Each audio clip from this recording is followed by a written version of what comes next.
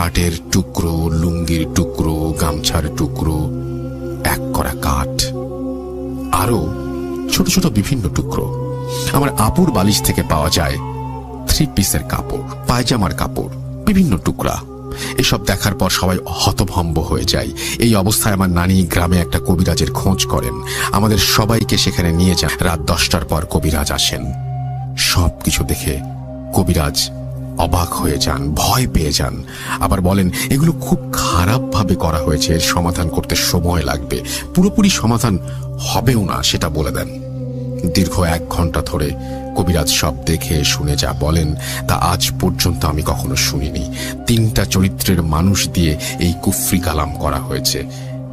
1 হচ্ছে হিন্দুতান্ত্রিক, 2 হচ্ছে জানোয়ার পালে যারা তাদের, এবং 3 হচ্ছে কোনো একজন মৌলানাকে দিয়ে। আমার আম্মু এই তার বিচার শিখার একদম চিরতরে পাগল করে মেরে ফেলার জন্য।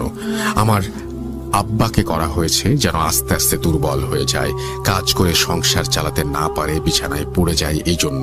আর আপুকে করা হয় আমার আপুর সংসার জীবন সুখী না হয় এই জন্য, অশান্তি যেন সবসময় লেগে থাকে।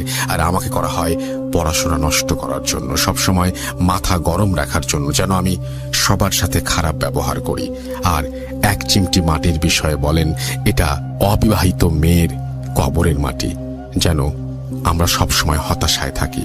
আমাদেরকে 3টা তাবিজ করা হয়েছিল, একটা নদীতে ভাসিয়ে দেওয়া হয়েছে, আর একটা শরীরে বসে গেছে, আর একটা এই মাটি। আমার আব্বার কথা শুনে আরো অবাক হলাম, মানুষ এত খারাপ হয় কিভাবে? আল্লাহ জাহান্নাম এদের জন্যই তৈরি করেছেন। আমার আব্বাকে করা হয়েছে 41 বার, কিন্তু আমার আব্বার শক্তির সাথে পেরে ওঠেনি, কারণ আমার আব্বা সবসময় পরিশ্রম করেন, লোহা হাতুড় এগুলো নিয়ে সবসময় কাজ করেন, এই জন্য বেশি কিছু করতে পারেনি। কিন্তু আমার আম্মাকে প্রায় শেষ করে দিয়েছিল, অর্ধেক পাগল হয়ে গিয়েছিলেন তিনি। আর বললেন এর আগে 3 বার আমার আম্মুকে বান মারা হয়েছিল, কিন্তু আমার আম্মা নিয়মিত নামাজ পড়তেন, কুরআন পড়তেন, এই জন্য তিনি এখনো বেঁচে আছেন। না হলে কি হতো আল্লাহ জানেন।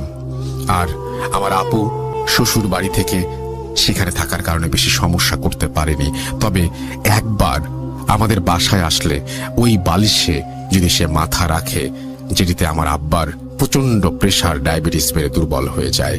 সবকিছু শুনে মাথায় আকাশ ভেঙে পড়ে। আম্মা, নানি সবাই কান্নাকাটি করতে শুরু করে, আল্লাহর কাছে বিচার দাবি করে।